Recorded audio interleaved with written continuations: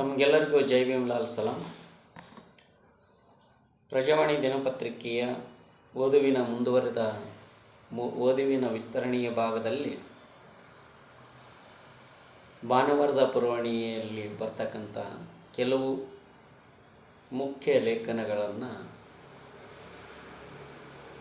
ಓದುತ್ತಿದ್ದೇನೆ. ಇದು ಓದುವಿನ ವಿಸ್ತರಣೆಯ ಭಾಗವಾಗಿ ಗುರುತಿಸಿಕೊಂಡಿದ್ದೇನೆ ಎಂದು ತಮಗೆ ತಿಳಿಸುತ್ತೇನೆ. ಭಾನುವಾರ ಪ್ರಜಾವಾಣಿಯ ದಿನಪತ್ರಿಕೆ ಭಾನುವಾರದ ಪುರವಣಿಯಲ್ಲಿ ಬಂದಿರುವ ದಿನಾಂಕ 24 ಮೇ 2026ರಂದು ಬಂದಿರುವ ಲೇಖನ ಕುರಿತು RB ಗುರುಬಸವರಾಜ್ ಅವರ ಹಡಗಲಿ ಮಲ್ಲಿಗೆ ಹೊರಟೆ ನೀ ಎಲ್ಲಿಗೆ ಎಂಬ ಲೇಖನವನ್ನು ಓದ್ತಾ ಇದ್ದೇನೆ. RB ಗುರುಬಸವರಾಜ್ ಅವರ ಹಡಗಲಿ ಮಲ್ಲಿಗೆ ಹೊರಟೆ ನೀ ಎಲ್ಲಿಗೆ ಅಂತ. ಅಕ್ಕ ಸ್ವಲ್ಪ ಪರಿಮಳ ನೋಡಿ, ಇದು ಹಡಗಲಿ ಮಲ್ಲಿಗೆ. ದಾವಣಗೆರೆ ಹೂವಿನ ಮಾರುಕಟ್ಟೆಯಲ್ಲಿ ವ್ಯಾಪಾರಿಯೊಬ್ಬಳು ಕೈಯಲ್ಲಿ ಹಿಡಿದಿದ್ದ ಪುಟ್ಟ ಮಲ್ಲಿಗೆ ಹಾರವನ್ನು ಮಹಿಳೆಯೊಬ್ಬಳ ಕಡೆ ಚಾಚುತ್ತಾಳೆ. ಆಕೆ ಹಾರವನ್ನು ಮೂಗಿನ ಹತ್ತಿರ ತಂದು ಒಮ್ಮೆ ಪರಿಮಳ ಆಗ್ರಹಿಸುತ್ತಾಳೆ. ಕ್ಷಣಾರ್ಧದಲ್ಲಿ ಮುಖದಲ್ಲಿ ಮಂದಹಾಸ ಮೂಡುತ್ತದೆ. ಇದು ನಿಜವಾಗಿಯೂ ಹಡಗಲಿ ಮಲ್ಲಿಗೆ ಪರಿಮಳ ಹೇಳುತ್ತಿದೆ ಎಂದು ಹೇಳಿ ಇನ್ನು 2 ಹಾರಗಳು ಖರೀದಿಸುತ್ತಾಳೆ. ಹೂವಿನ ಮಾರುಕಟ್ಟೆಯಲ್ಲಿ ಹಡಗಲಿ ಮಲ್ಲಿಗೆಯನ್ನು ಜನ ಗುರುತಿಸುವುದು ಅದರ ಗಾತ್ರದಿಂದಲ್ಲ, ಬಣ್ಣದಿಂದಲ್ಲ, ಪರಿಮಳದಿಂದ. ಒಂದು ಸಣ್ಣ ಮಗ್ಗು ಸಾಕು, ಸುತ್ತಲಿನ ಗಾಳಿಯನ್ನೇ ಬದಲಿಸುವಷ್ಟು ಗಾಢವಾದ ಸುಗಂಧ. ಅದಕ್ಕಾಗಿ ವಾಸನೆ ಮಲ್ಲಿಗೆ ಎಂಬ ಹೆಸರು ಈ ಹೂವಿಗೆ ಅಂಟಿಕೊಂಡಿದೆ. ವಿಜಯನಗರ ಜಿಲ್ಲೆಯ ಹೂವಿನಡಗಲಿ ಭಾಗದಲ್ಲಿ ಬೆಳೆಯುವ ಈ ಮಲ್ಲಿಗೆ ಕೇವಲ ಒಂದು ಹೂವಿನ ತಳಿಯಲ್ಲ, ಅದು ನೂರಾರು ಕುಟುಂಬಗಳ ಬದುಕು, ಮಹಿಳೆಯರ ಕೈಚಳಕ, ರೈತರ ನಂಬಿಕೆ ಮತ್ತು ಹಳ್ಳಿಗಳ ಆರ್ಥಿಕತೆಯ ಭಾಗವಾಗಿದೆ. ಬೆಳಗಿನ ಜಾವ ತೋಟಗಳಲ್ಲಿ ಮಗ್ಗು ಬಿಡಿಸುವ ಕೆಲಸ ಆರಂಭವಾದರೆ ಮಧ್ಯಾಹ್ನಕ್ಕೆ ಮಾರುಕಟ್ಟೆ ಕಡೆಗೆ ತೆರಳುವ ವಾಹನಗಳಲ್ಲಿ ಹಡಗಲಿಯ ಮಲ್ಲಿಗೆ ಪರಿಮಳವೇ ತುಂಬಿರುತ್ತದೆ. ಒಮ್ಮೆ ಹಡಗಲಿ ಪಟ್ಟಣದ ಸುತ್ತ ಸಾವಿರಾರು ಎಕರೆ ಪ್ರದೇಶದಲ್ಲಿ ಮಲ್ಲಿಗೆ ಬೆಳೆಯಲಾಗುತ್ತಿತ್ತು. ಇಂದಿಗೂ ತಿಪ್ಪಾಪೂರು, ತಿಮ್ಲಾಪೂರು, ಅಗರನೂರು, ಹನಕನಹಳ್ಳಿ, ದೇವರಗೊಂಡಹಳ್ಳಿ ಸೇರಿದಂತೆ 23ಕ್ಕೂ ಹೆಚ್ಚು ಹಳ್ಳಿಗಳಲ್ಲಿ ಮಲ್ಲಿಗೆ ಕೃಷಿ ಮುಂದುವರೆದಿದೆ. ಪ್ರತಿದಿನ ಇಲ್ಲಿ ಬಿಡಿಸುವ ಮಗ್ಗುಗಳು ದಾವಣಗೆರೆ, ಶಿವಮೊಗ್ಗ, ಹಾವೇರಿ, ಗದಗ ಸೇರಿದಂತೆ ಹಲವು ನಗರಗಳಿಗೆ ಸಾಗುತ್ತವೆ. ಹಡಗಲಿ ಮಲ್ಲಿಗೆಯ ವೈಶಿಷ್ಟ್ಯ ಅದರ ಪರಿಮಳ ಮಾತ್ರವಲ್ಲ, ಈ ಹೂವು ಬೇಗ ಬಾಡುವುದಿಲ್ಲ. ಬಿಸಿಲಿಗೆ ಹೆಚ್ಚು ಒಡ್ಡದಿದ್ದರೆ 1-2 ದಿನಗಳವರೆಗೆ ತನ್ನ ಜಾಣತನ ಕಾಪಾಡಿಕೊಳ್ಳುತ್ತದೆ. ಶುಭ್ರ ಬಿಳಿ ಬಣ್ಣದ 7 ದಳಗಳ ಈ ಮಲ್ಲಿಗೆ ನಕ್ಷತ್ರಾಕಾರದ ರೂಪ ಹೊಂದಿದೆ. ಜಾಸ್ಮಿನಮ್ ಅಜೋರಿಕಮ್ ಜಾತಿಗೆ ಸೇರಿದ ಈ ಹೂವು ಗಾತ್ರದಲ್ಲಿ ಚಿಕ್ಕದಾದರೂ ಮಾರುಕಟ್ಟೆಯಲ್ಲಿ ತನ್ನದೇ ಗುರುತು ಹೊಂದಿದೆ. ಮದುವೆ, ಜಾತ್ರೆ, ಹಬ್ಬ ಯಾವ ಸಂಭ್ರಮದಲ್ಲಾದರೂ ಹಡಗಲಿ ಮಲ್ಲಿಗೆ ಬೇಡಿಕೆ ಕಡಿಮೆಯಾಗುವುದಿಲ್ಲ. ಬಾಲಕಿಯರು ಜೊತೆಗೆ ಮಗ್ಗು ಕಟ್ಟಿಕೊಳ್ಳುತ್ತಾರೆ. ಮದುವೆಗಳಲ್ಲಿ ಮದುಮಕ್ಕಳಿಗಾಗಿ ವಿಶೇಷ ಹಾರಗಳನ್ನು ತಯಾರಿಸಲಾಗುತ್ತದೆ. ಮುಸ್ಲಿಂ ಸಮುದಾಯದ ಮದುವೆಗಳಲ್ಲಿ ವಧುವರರ ಅಲಂಕಾರಕ್ಕಾಗಿ ಬಳಸುವ ಶೆಹ್ರಾ ಮತ್ತು ತುರಾಯಿಗಳಲ್ಲಿ ಹಡಗಲಿ ಮಲ್ಲಿಗೆಯದೇ ಮೇಲುಗೈ. ಅತ್ತರ್ ಮತ್ತು ಊದುಬತ್ತಿ ತಯಾರಿಕೆಯಲ್ಲಿ ಕೂಡ ಇದರ ಪರಿಮಳ ಬಳಸಲಾಗುತ್ತದೆ. ಈ ಮಲ್ಲಿಗೆಯ ಸುತ್ತ ಒಂದು ಸಂಪೂರ್ಣ ಉದ್ಯೋಗ ವ್ಯವಸ್ಥೆಯೇ ರೂಪುಗೊಂಡಿತ್ತು. ತೋಟಗಳಲ್ಲಿ ಮಗ್ಗು ಬಿಡಿಸುವವರು, ಹೂ ಕಟ್ಟುವರು, ಮಾರುಕಟ್ಟೆಗೆ ಸಾಗಿಸುವ ಎಲ್ಲರ ಬದುಕು ಇದರೊಂದಿಗೆ ಬೆಸೆದುಕೊಂಡಿತ್ತು. ಮಧ್ಯಾಹ್ನ ಹೊತ್ತಿಗೆ ಗೋಣಿ ಚೀಲಗಳಲ್ಲಿ ತುಂಬಿದ ಮಗ್ಗುಗಳನ್ನು ಬೈಕ್ಗಳಲ್ಲಿ ಹಡಗಲಿಗೆ ತಂದು ದೊಡ್ಡ ಎಲೆಗಳಲ್ಲಿ ಎತ್ತಿ ವಿವಿಧ ಮಾರುಕಟ್ಟೆಗಳಿಗೆ ಕಳಿಸುವ ದೃಶ್ಯ ಒಮ್ಮೆ ಸಾಮಾನ್ಯವಾಗಿತ್ತು. ಆದರೆ ಈಗ ಆ ದೃಶ್ಯ ನಿಧಾನವಾಗಿ ಬದಲಾಗುತ್ತಿದೆ. ಕೂಲಿ ಕಾರ್ಮಿಕರ ಕೊರತೆಯಿಂದ ರೈತರು ಮಲ್ಲಿಗೆ ಕೃಷಿಯಿಂದ ಹಿಂದೆ ಸರಿಯುತ್ತಿದ್ದಾರೆ. ಮಗ್ಗು ಬಿಡಿಸಲು ಜನ ಸಿಗುವುದೇ ಕಷ್ಟವಾಗಿದೆ. ಸಿಕ್ಕರೂ ಅಧಿಕ ಕೂಲಿ ಕೊಡಬೇಕಾಗುತ್ತದೆ. ಕೆಲವೊಮ್ಮೆ ಮಾರುಕಟ್ಟೆಯಲ್ಲಿ ಬೆಲೆ ದಿಢೀರನೆ ಕುಸಿದರೆ ಕೂಲಿ ವೆಚ್ಚವು ವಾಪಸ್ ಬಾರದ ಪರಿಸ್ಥಿತಿ ಎದುರಾಗುತ್ತದೆ. ಹನಕನಹಳ್ಳಿಯ ಮಲ್ಲಿಗೆ ಬೆಳೆಗಾರರ ರವೀಂದ್ರನಾಥ್ ರೆಡ್ಡಿ ಹೇಳುವ ಮಾತುಗಳು ಈ ಸಂಕಷ್ಟವನ್ನು ಸ್ಪಷ್ಟಪಡಿಸುತ್ತವೆ. ಮಲ್ಲಿಗೆ ಬೆಳೆಸುವುದು ಸಮಸ್ಯೆಯಿಲ್ಲ, ಆದರೆ ಮಗ್ಗು ಕೀಳಲು ಜನ ಸಿಗುತ್ತಿಲ್ಲ. ಸೀಸನ್ ಇಲ್ಲದ ಸಮಯದಲ್ಲಿ ಕೂಲಿ ಹಣವು ಮರಳಿ ಬರುವುದಿಲ್ಲ. ಅದರಿಂದ ಜನ ಮಲ್ಲಿಗೆ ಬಿಟ್ಟು ಬೇರೆ ಬೆಳೆ ಕಡೆ ಹೋಗುತ್ತಿದ್ದಾರೆ. ಮಾರುಕಟ್ಟೆ ವ್ಯವಸ್ಥೆಯ ಸಮಸ್ಯೆಯು ರೈತರನ್ನು ಕಾಡುತ್ತಿದೆ. ಅಡಗಲೆಯಲ್ಲಿ ಸಮರ್ಪಕ ಹೂವಿನ ಮಾರುಕಟ್ಟೆ ಇಲ್ಲದ ಕಾರಣ ರೈತರು ದಲ್ಲಾಳಿಗಳ ಮೇಲೆ ಅವಲಂಬಿತರಾಗಿದ್ದಾರೆ. ಬೆಳೆದ ಹೂವನ್ನು ಬೇರೆ ನಗರಗಳಿಗೆ ಸಾಗಿಸುವ ವೆಚ್ಚವು ಹೆಚ್ಚಾಗಿವೆ. ಲಾಭದ ದೊಡ್ಡ ಭಾಗ ಮಧ್ಯವರ್ತಿಗಳ ಪಾಲಾಗುತ್ತದೆ. ಆದರೂ ಅಡಗಲಿ ಮಲ್ಲಿಗೆಯ ಪರಿಮಳ ಇನ್ನೂ ಕಡಿಮೆಯಾಗಿಲ್ಲ. ಅದರ ಮಹತ್ವವು ಕ್ಷೀಣಿಸಿಲ್ಲ. 2006ರಲ್ಲಿ ಮಲ್ಲಿಗೆಯ GI ಟ್ಯಾಗ್ ದೊರೆತಿದ್ದು, ಅಂತಾರಾಷ್ಟ್ರೀಯ ಮಟ್ಟದಲ್ಲಿ ಅದರ ವಿಶಿಷ್ಟತೆ ಮಾನ್ಯತೆ ಪಡೆದಿದೆ. ಭಾರತೀಯ ಅಂಚೆ ಇಲಾಖೆ ಕೂಡ ಅಡಗಲಿ ಮಲ್ಲಿಗೆಯ ಚಿತ್ರವಿರುವ ವಿಶೇಷ ಅಂಚೆ ಚೀಟಿ ಬಿಡುಗಡೆ ಮಾಡಿದೆ. ಇಂದು ಮಾರುಕಟ್ಟೆಯಲ್ಲಿ ಯಾರಾದರೂ ಅಡಗಲಿ ಮಲ್ಲಿಗೆ ಇದೆಯಾ ಎಂದು ಕೇಳಿದರೆ ಅದು ಕೇವಲ ಹೂವಿನ ಹುಡುಕಾಟವಲ್ಲ, ಒಂದು ಪ್ರದೇಶದ ಪರಂಪರೆ, ಪರಿಮಳ ಮತ್ತು ಬದುಕಿನ ನೆನಪಿನ ಹುಡುಕಾಟವೂ ಹೌದು.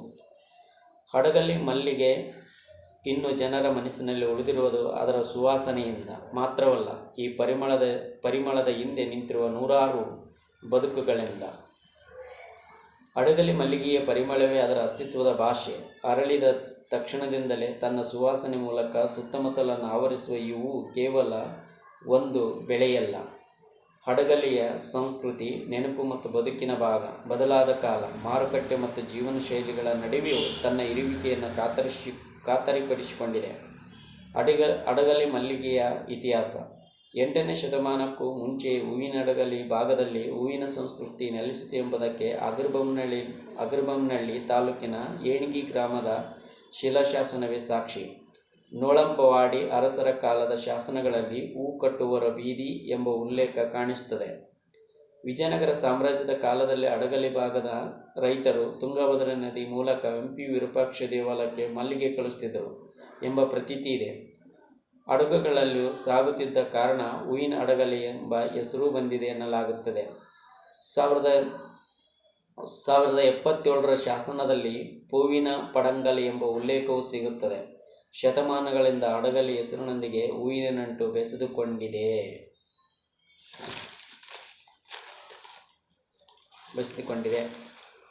ಹಾಗೆ ಇದೇ 24 ಮೇ 2026ರಂದು ಇನ್ನೊಂದು ಲೇಖನವಾಗಿರುವಂಥ ಬಸೀರ್ ಅಹಮದ್ ನಗಾರಿಯವರ ಮದ್ದಿನ ಹುಲಿಗೆ ಜೀವ ಕೊಡುವ ಊರು. ಬಸೀರ್ ಅಹಮದ್ ನಗಾರಿಯವರ ಮದ್ದಿನ ಹುಲಿಗೆ ಜೀವ ಕೊಡುವ ಊರು.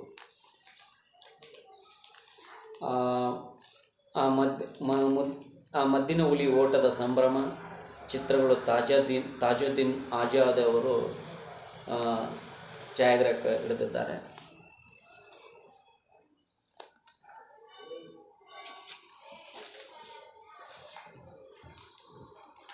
ಬೆಳಗಿನ ಸೂರ್ಯ ಇನ್ನೂ ದೇಗಾಂವದ ಅಗಸಿಯನ್ನು ಸಂಪೂರ್ಣ ಆವರಿಸಿರಲಿಲ್ಲ. ಆದರೆ ಊರು ಎಚ್ಚರವಾಗಿತ್ತು. ಮನೆ ಮುಂದೆ ನೀರು ಎರಚಿ ರಂಗೋಲಿ ಹಾಕುತ್ತಿದ್ದ ಮಹಿಳೆಯರು, ಹಲಿಗೆ ಹೊತ್ತು ಓಡಾಡುತ್ತಿದ್ದ ಯುವಕರು, ದರ್ಗದತ್ತ ಸಾಗುತ್ತಿದ್ದ ಭಕ್ತರು, ಜೈ ಬಜರಂಗ ಬಲಿ ಗುಡಿಯ ಬಳಿ ಹಗ್ಗ ಕಟ್ಟುತ್ತಿದ್ದ ಹಿರಿಯರು, ಇಡೀ ಗ್ರಾಮವೇ ಸಂಭ್ರಮದಲ್ಲಿ ಮುಳುಗಿತ್ತು. ಆ ದಿನ ದೇಗಾಂವದಲ್ಲಿ ಸಾಮಾನ್ಯ ದಿನವಲ್ಲ, ವರ್ಷಕ್ಕೊಮ್ಮೆ ಮಾತ್ರ ಕಾಣಿಸಿಕೊಳ್ಳುವ ಮದ್ದಿನ ಹುಲಿಗಳ ಓಟದ ದಿನ. ಕಲಬುರಗಿ ಜಿಲ್ಲೆಯ ಆಳಂದ ತಾಲೂಕಿನ ಈ ಪುಟ್ಟ ಗ್ರಾಮದಲ್ಲಿ ಶೇಖ್ ಜಿಂದಾವಲಿ ದರ್ಗದ ಉರುಸು ಮತ್ತು ಜೈ ಬಜರಂಗ ಬಲಿ ಮಂದಿರದ ಜಾತ್ರೆ ಒಟ್ಟಿಗೆ ನಡೆಯುತ್ತವೆ. 3 ದಿನಗಳ ಈ ಆಚರಣೆಯ ಮೊದಲ ದಿನ ಗಂಧೋತ್ಸವ, 2ನೇ ದಿನ ದೀಪೋತ್ಸವ, 3ನೇ ದಿನ ಮದ್ದಿನ ಹುಲಿಗಳ ಸಂಭ್ರಮ. ಆ ದಿನ ಬೆಳಗಿನಿಂದಲೇ ಗ್ರಾಮದಲ್ಲಿ ಒಂದು ರೀತಿಯ ಚಡಪಡಿಕೆ ಕಾಣಿಸುತ್ತದೆ. ಹರಕೆ ಹೊತ್ತವರು ಹೊಸ ಬಟ್ಟೆ ತೊಟ್ಟು ಓಡಾಡುತ್ತಿದ್ದರೆ, ಮಕ್ಕಳು ಈ ಸಲ ಎಷ್ಟು ಹುಲಿ ಓಡುತ್ತವೆ ಎಂದು ಕುತೂಹಲದಿಂದ ಕೇಳುತ್ತಿರುತ್ತಾರೆ. ಅಗಸಿಯಲ್ಲಿ ಹಿರಿಯರು ಹಗ್ಗವನ್ನು ಪರಿಶೀಲಿಸುತ್ತಿರುತ್ತಾರೆ. ಆದರೆ ಈ ದಿನದ ಸಂಭ್ರಮ ಹಿಂದೆ 2 ತಿಂಗಳ ಶ್ರಮ ಇರುತ್ತದೆ. ದೇಗಾಂವ್ನಲ್ಲಿ ಮದ್ದಿನ ಹುಲಿ ಹುಟ್ಟುವುದು ಕೇವಲ ಜಾತ್ರೆ ದಿನವಲ್ಲ, ಯುಗಾದಿ ಮುಗಿದ ತಕ್ಷಣವೇ ಅದಕ್ಕೆ ಜೀವ ಕೊಡುವ ಸಿದ್ಧತೆ ಆರಂಭವಾಗುತ್ತದೆ. ಯಾರಾದರೂ ಭಕ್ತರು ತಮ್ಮ ಇಷ್ಟಾರ್ಥ ಈಡೇರಿದರೆ ಮದ್ದಿನ ಹುಲಿ ಓಡಿಸುವ ಹರಕೆ ಹೊರುತ್ತಾರೆ. ಆ ವರ್ಷ ಎಷ್ಟು ಹರಕೆಗಳಿವೆ ಎಂಬುದು ಗೊತ್ತಾದ ಬಳಿಕ ಗ್ರಾಮದಲ್ಲಿ ಹುಲಿ ನಿರ್ಮಾಣದ ಕೆಲಸ ಆರಂಭವಾಗುತ್ತದೆ. ಗ್ರಾಮದ ಚಂದ್ರಶೇಖರ್ ಬಿರಾದಾರ್, ಬಸವರಾಜ್ ಮಣಕೂಜಿ, ಸುಭಾಷ್ ಚಂದ್ರ ಲಾಡವಂತಿ, ಸಿದ್ದಪ್ಪ ಕೊಯ್ನೂರ್, ದೌಲತ್ ರಾಯ್ ಬಿರಾದಾರ್ ಮನೆತನಗಳು ತಲೆಮಾರುಗಳಿಂದ ಈ ಹೊಣೆ ಹೊತ್ತುಕೊಂಡಿವೆ. ಒಂದು ಹುಲಿಗೆ ಸುಮಾರು 10 kg ಮದ್ದು ಬೇಕಾಗುತ್ತದೆ. ಬಿಳಿ ಎಕ್ಕ ಗಿಡದ ಕಟ್ಟಿಗೆ ಇದ್ದಿಲು, ಉಪ್ಪು, ಗಂಧಕ ಸೇರಿಸಿ ಮದ್ದು ತಯಾರಿಸಲಾಗುತ್ತದೆ. ಅದನ್ನು ಬೀಸುವ ಕಲ್ಲಿನಲ್ಲಿ ನುಣ್ಣಗೆ ಬೀಸಿ ಇಡಲಾಗುತ್ತದೆ. ಆದರೆ ಮದ್ದು ಸಿದ್ಧಪಡಿಸುವುದೇ ದೊಡ್ಡ ಕೆಲಸ ಅಲ್ಲ, ಅದನ್ನು ಕೊಂಬಿನಲ್ಲಿ ತುಂಬಿಸುವುದೇ ಅಸಲಿ ಶ್ರಮ. ದನಗಳ ಕೊಂಬುಗಳನ್ನು ಖರೀದಿಸಿ 1 ತಿಂಗಳು ನೀರಿನಲ್ಲಿ ನೆನೆಸಿಡಲಾಗುತ್ತದೆ. ಬಳಿಕ ಅವುಗಳನ್ನು ಸ್ವಚ್ಛಗೊಳಿಸಿ ಒಂದೇ ಅಳತೆಯಲ್ಲಿ ಕತ್ತರಿಸಲಾಗುತ್ತದೆ. ನಂತರ ಆರಂಭವಾಗುತ್ತದೆ ಮದ್ದು ಕಟ್ಟುವ ಕೆಲಸ. ಆ ದಿನ ಗ್ರಾಮದಲ್ಲಿ ಬೇರೆ ವಾತಾವರಣವೇ ಇರುತ್ತದೆ. ಹಲಗೆಗಳ ಲಯಬದ್ಧ ನಾದದ ನಡುವೆ ಯುವಕರು, ಹಿರಿಯರು ಸೇರಿ ಮದ್ದು ಕಟ್ಟುತ್ತಾರೆ. ಮೊದಲೇ ಸಿದ್ಧಪಡಿಸಿದ ಮದ್ದನ್ನು ಕೊಂಬಿನಲ್ಲಿ ಸ್ವಲ್ಪ ಸ್ವಲ್ಪ ತುಂಬಿ ಕಟ್ಟಿಗೆ ಕೊಡತಿಯ ನೆರವಿನಿಂದ ಒಡೆದು ಗಟ್ಟಿಗೊಳಿಸಲಾಗುತ್ತದೆ. ಗಂಟೆಗಟ್ಟಲೆ ನಡೆಯುವ ಈ ಕೆಲಸದಲ್ಲಿ ಬೆವರು ಹರಿಯುತ್ತದೆ. ಆದರೆ ಯಾರ ಮುಖದಲ್ಲೂ ಆಯಾಸ ಕಾಣಿಸುವುದಿಲ್ಲ. ಮದ್ದು ಕಟ್ಟುವಾಗ ಹಲಗೆ ಬಾರಿಸದೆ ಇದ್ದರೆ ಉತ್ಸಾಹವೇ ಬರಲ್ಲ ಎಂದು ನಗುತ್ತಾರೆ ಮದ್ದುಗಾರ ಚಂದ್ರಶೇಖರ್ ಬಿರಾದಾರ್. 12 ಇಂಚಿನ ಕೊಂಬಿನಲ್ಲಿ ಸುಮಾರು 7 ಇಂಚಿನಷ್ಟು ಮದ್ದು ತುಂಬಲಾಗುತ್ತದೆ. ಹಿಂಭಾಗಕ್ಕೆ ತಗಡಿನ ಬಿಲ್ಲೆ ಜೋಡಿಸಿ ಗಟ್ಟಿಗೊಳಿಸಲಾಗುತ್ತದೆ. ಉಳಿದ ಭಾಗಕ್ಕೆ ಆಳುಮಣ್ಣು, ಸುಣ್ಣ ಅಂಟಿನ ಮಿಶ್ರಣ ತುಂಬುತ್ತಾರೆ. ಕೊಂಬಿನ ತುದಿಯಲ್ಲಿ ಸಣ್ಣ ರಂಧ್ರ ಮಾಡಿ ಬತ್ತಿ ಅಳವಡಿಸಲಾಗುತ್ತದೆ. ಒಂದೊಂದು ಹುಲಿಗೆ ಇಂಥ 20 ಮದ್ದಿನ ಕೊಂಬುಗಳು ಬೇಕಾಗುತ್ತವೆ. ಮದ್ದಿನ ಕೆಲಸ ನಡೆಯುತ್ತಿದ್ದಂತೆ ಮತ್ತೊಂದೆಡೆ ಹುಲಿಯ ಆಕೃತಿ ನಿರ್ಮಾಣವು ಆರಂಭವಾಗುತ್ತದೆ. ಈ ಹೊಣೆ ಗಣಪತಿ ಸುತಾರ ಕುಟುಂಬದ್ದು. ಬಾರೆ ಹಾಗೂ ಬಬುಲ್ ಮರದ ಕಟ್ಟಿಗೆಯಿಂದ ಹುಲಿಯ ತಡಿಕೆ ನಿರ್ಮಿಸಲಾಗುತ್ತದೆ. ಅದು ಓಡಲು ನೆರವಾಗುವಂತೆ 4 ಗಾಲಿ ಅಳವಡಿಸಲಾಗುತ್ತದೆ. ಮುಂಬದಿ ಹಿಂಬದಿ ಕಾಲುಗಳ ನಡುವೆ ಅಡ್ಡಪಟ್ಟಿ ಹಾಕಿ ಹಗ್ಗ ಪೋಣಿಸಲು ರಂಧ್ರ ಮಾಡಲಾಗುತ್ತದೆ. ಒಣಗಿದ ಕುಂಬಳಕಾಯಿ ಬಳಸಿ ಹುಲಿಯ ಮುಖ ರೂಪಿಸಲಾಗುತ್ತದೆ. ನಂತರ ಹಳದಿ ಬಣ್ಣದ ಕಾಗದ ಹೊದಿಸಿ ಕಣ್ಣು, ಹಲ್ಲು, ನಾಲಿಗೆ ಬರೆದು ಅದಕ್ಕೆ ಹುಲಿಯ ರೂಪ ನೀಡಲಾಗುತ್ತದೆ. ರಾತ್ರಿ ಹೊತ್ತಿಗೂ ಯುವಕರು ಕೂತು ಕಾಗದ ಅಂಟಿಸುತ್ತಿರುತ್ತಾರೆ. ಮಕ್ಕಳು ಪಕ್ಕದಲ್ಲಿ ನಿಂತು ನೋಡುತ್ತಿರುತ್ತಾರೆ. ಹಿರಿಯರು ಸೂಚನೆ ನೀಡುತ್ತಿರುತ್ತಾರೆ. ಹರಕೆ ಒಬ್ಬರದಾದರೂ ಹುಲಿ ಮಾತ್ರ ಇಡೀ ಊರದ್ದಾಗಿರುತ್ತದೆ.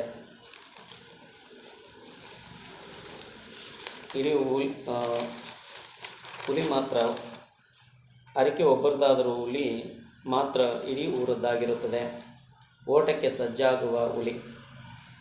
ಜಾತ್ರೆಯ 3ನೇ ದಿನ ಬೆಳಗ್ಗೆ ಮದ್ದಿನ ಹುಲಿಗಳನ್ನು ಹರಕೆ ಹೊತ್ತವರ ಮನೆಗಳಿಗೆ ಕೊಂಡೊಯ್ಯಲಾಗುತ್ತದೆ. ಅಲ್ಲಿಂದ ಜೈ ಬಜರಂಗಬಲಿ ಸನ್ನಿಧಿಗೆ, ಬಳಿಕ ಗುಡ್ಡದ ಮೇಲಿನ ಶೇಖ್ ಜಿಂದಾವಲಿ ದರ್ಗಕ್ಕೆ ಸಾಗಿಸಲಾಗುತ್ತದೆ. ಪೂಜೆಗಳ ಬಳಿಕ ಯುವಕರು ಹುಲಿಗಳನ್ನು ಹೊತ್ತು ಅಗಸಿಗೆ ತರುತ್ತಾರೆ. ಅಷ್ಟೊತ್ತಿಗೆ ಊರು ಕಿಕ್ಕಿರಿದಿತ್ತು. ಜೈ ಬಜರಂಗಬಲಿ ಗುಡಿಯ ಬಳಿಯ ಕಂಬಕ್ಕೆ 600 ಅಡಿ ಉದ್ದದ ಹಗ್ಗ ಬಿಗಿಯಲಾಗುತ್ತದೆ. ಅದರ ಇನ್ನೊಂದು ತುದಿ ಸರ್ಕಾರಿ ಶಾಲೆಯ ಬಳಿಯ ಅಗಸಿಯಲ್ಲಿರುತ್ತದೆ. ಆ ಹಗ್ಗವನ್ನು ಹುಲಿಯ ಕಾಲುಗಳ ನಡುವಿನ ರಂಧ್ರಗಳಲ್ಲಿ ಪೋಣಿಸಲಾಗುತ್ತದೆ. ಇದು ಗ್ರಾಮಸ್ಥರೇ ರೂಪಿಸಿಕೊಂಡಿರುವ ವಿಶಿಷ್ಟ ಸ್ಥಳೀಯ ಇಂಜಿನಿಯರಿಂಗ್ ತಂತ್ರದ ಹಗ್ಗದ ಮೇಲೆ ಹತ್ತಿದ ಹುಲಿ ಓಡಲು ಸಿದ್ಧವಾಗುತ್ತದೆ. ಜನರು ಉಸಿರು ಬಿಗಿ ಹಿಡಿದು ನಿಂತಿರುತ್ತಾರೆ. ಮದ್ದಿನ ಬತ್ತಿಗೆ ಕಿಡಿ ತಾಗುತ್ತಿದ್ದಂತೆ ಹುಲಿ ಮಿಂಚಿನಂತೆ ಚಿಮ್ಮುತ್ತದೆ. ಗಾಲಿಗಳ ಮೇಲೆ ಓಡುತ್ತಾ ಕ್ಷಣಾರ್ಧದಲ್ಲಿ ಗುರಿ ತಲುಪುತ್ತದೆ. ಅಗಸಿಯಲ್ಲಿ ಕೇಕೆ, ಶಿಳ್ಳಿ, ಜಯಘೋಷಗಳು ಮುಳುಗುತ್ತವೆ. ಶೇಖ್ ಜಿಂದಾವಲಿ, ಜೈ ಬಜರಂಗಬಲಿ ಘೋಷಣೆಗಳ ನಡುವೆ ಮುದ್ದಿನ ಹುಲಿ ತನ್ನ ಓಟ ಮುಗಿಸುತ್ತದೆ. ಸ್ವಲ್ಪ ಹೊತ್ತಿನ ಹಿಂದೆ ನಿಶ್ಚಲವಾಗಿ ನಿಂತಿದ್ದ ಕಟ್ಟಿಗೆ, ಕಾಗದ, ಕುಂಬಳಕಾಯಿ ಆಕೃತಿ ಕ್ಷಣಾರ್ಧದಲ್ಲಿ ಜೀವ ಪಡೆದಂತೆ ಕಾಣಿಸುತ್ತದೆ. ಮದ್ದಿನ ಹೊಗೆ ಗಾಳಿಯಲ್ಲಿ ಹರಡಿರುತ್ತದೆ. ಹಲಗೆಗಳ ಕನಕನ ಇನ್ನೂ ನಿಂತಿರುವುದಿಲ್ಲ. ಮಕ್ಕಳು ಹುಲಿ ಹೋದ ದಿಕ್ಕಿನತ್ತ ಓಡಿರುತ್ತಾರೆ. ಹಿರಿಯರ ಮುಖದಲ್ಲಿ ಸಮಾಧಾನ, ಹರಕೆ ಹೊತ್ತವರ ಕಣ್ಣಲ್ಲಿ ಭಕ್ತಿ ಸಮರ್ಪಿಸಿದ ಭಾವ. ಆ ಕ್ಷಣದಲ್ಲಿ ಅದು ಕೇವಲ ಸಿಡಿಮದ್ದಿನಿಂದ ಓಡುವ ಗೊಂಬೆಯಾಗಿರುವುದಿಲ್ಲ. ಇಡೀ ಗ್ರಾಮದ ನಂಬಿಕೆ, ಒಗ್ಗಟ್ಟು, ಶ್ರಮ ಮತ್ತು ತಲೆಮಾರುಗಳಿಂದ ಬಂದ ಕೈಚಳಕ ಕಿಡಿ ಹೊತ್ತಂತೆ ದೌಡಾಯಿಸಿದ ಜೀವಂತ ಸಂಪ್ರದಾಯವಾಗಿ ಕಾಣಿಸುತ್ತದೆ.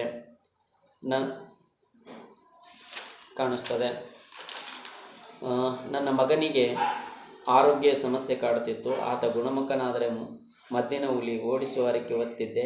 ನಮ್ಮ ಇಷ್ಟಾರ್ಥ ಈಡೇರಿತು. ಹೀಗಾಗಿ ಈ ವರ್ಷ ಹುಲಿ ಹೂಡಿಸಿ ಹರಕೆ ತೀರಿಸಿದ್ದೇನೆ ಎಂದು ಶಾಂತಪ್ಪ ಕೊಯ್ನೂರು ಎಂಬ ಭಕ್ತ ಹೇಳಿಕೊಳ್ಳುತ್ತಾನೆ. ಹುಲಿ ಮದ್ದಿನ ಹುಲಿಯ ಮೆರವಣಿಗೆಯ ಛಾಯಾಚಿತ್ರವನ್ನು